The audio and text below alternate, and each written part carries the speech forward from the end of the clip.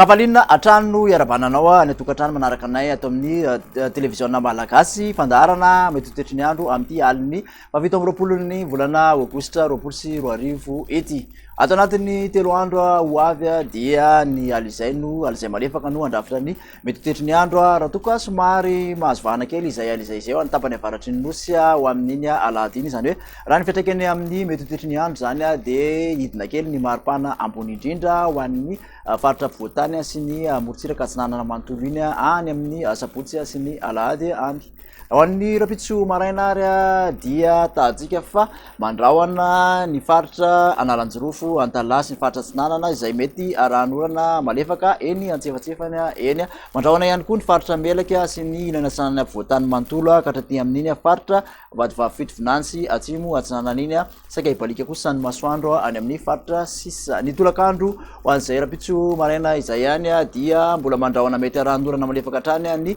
faritra Analanjirofo sy amin'ny morotsiraky ny faritra Antala iny torak'izany ihany koa ny faritra Atsimo, ny faritra Atsinanana mbola mandrahondrahona ny inanatsinanana ny faritra voatany manontolo sy ny faritra Melaky ary mbola ibalika ny masoandro any amin'ny faritra Sisa. Kasika ny vina maripana indray ary dia mandididina ny 10 ka hatramin'ny 13 ny ambany indrindra ty amin'ny faritra voatany ary 13 ka hatramin'ny 15 kosa ny ambony indrindra ty morotsiraka atsinanana nosy dia mandidina ny 14 ka hatramin'ny 17 ny maripana amin'iny morotsiraka atsinanana ny nosy iny. Ny mafana indrindra raha hoan'ny rapitso manokana aloha dia any amin'iny faritra Menabe, Morondava, amin'iny faritra Boeny, Majunga iny ary amin'iny faritra Sofia amin'iny Antsohihy iny mahatratra 430 degré Celsius izay maripana izay.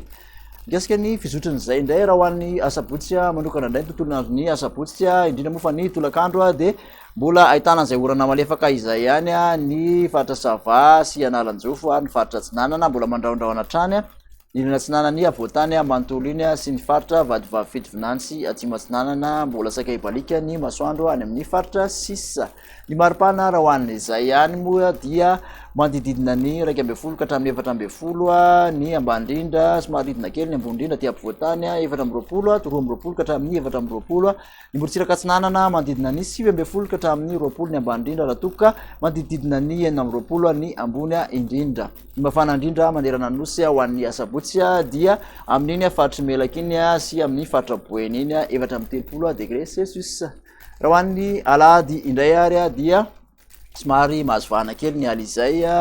ahitana orana arak'izany ny faritra Sava sy Analanjirofo ary ny faritra Atsinanana mandrahona kosa ny inanatsinanana voatany manontolo iny raha toka ibalika ny masoandro any amin'ny faritra Sisa. Ny maripana ho an'ny alahady moa mandidina ny 10.20 ka hatramin'ny 13 ny aty amin'ny faritra Afovoantany ary aty amin'ny morotsiraka atsinanana nosy kosa mandidina ny 20 ka hatramin'ny 4.20 5.20 izay maripana izay. Ny morotsiraka andrefan'ny nosy moa dia mandidina ny 1.20 ka hatramin'ny 3.30 any Majanga any amin'ny faritra Boeny no ambony indrindra maripana ho an'ny alahady manokana 4.30 degré Celsius. De zay indray ary ny masaka afaka natolotra antsika tamin'ity anio ty makasitraka anao nanaraka izany hatramin'ny farany de manasa anao amin'ny manaraka indray veloma tompoko.